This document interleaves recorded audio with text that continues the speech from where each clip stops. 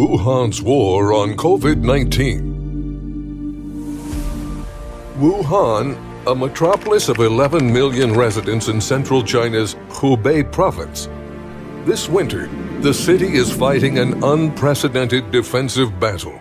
The enemy is the novel coronavirus.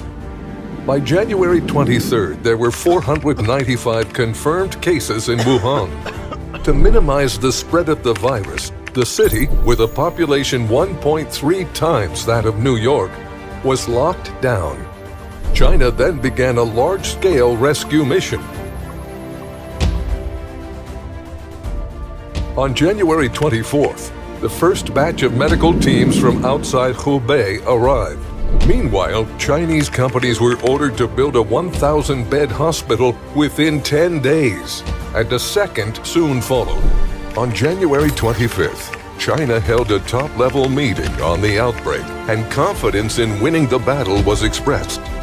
Unfortunately, the disease continued to spread.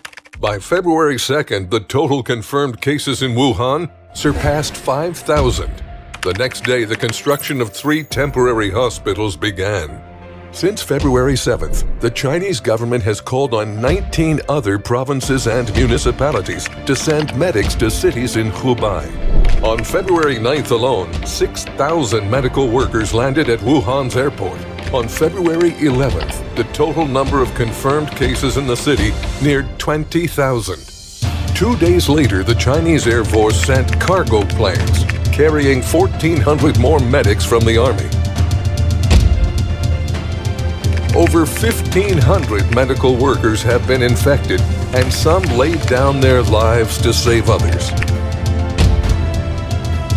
To plug a shortage of protective suits, masks, and other medical supplies, Chinese manufacturers from various industries were mobilized. The daily capacity of mask production was raised from 8 million to over 50 million. Huge volumes of material supplies headed for Wuhan.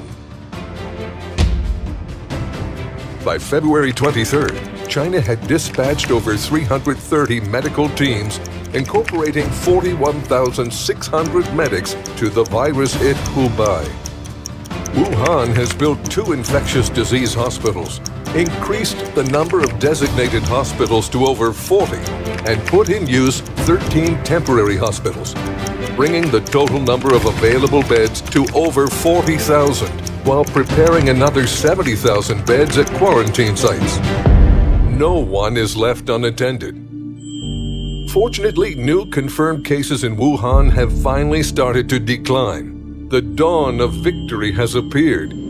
WHO Director General Dr. Tedros Adhanom Ghebreyesus said, "At its source appear to have bought the world time, even though those steps have come at greater cost to China itself." It is a special war between humans and a new virus. Defending Wuhan is protecting China and the whole world. No victory should be hastily announced until there is a complete win.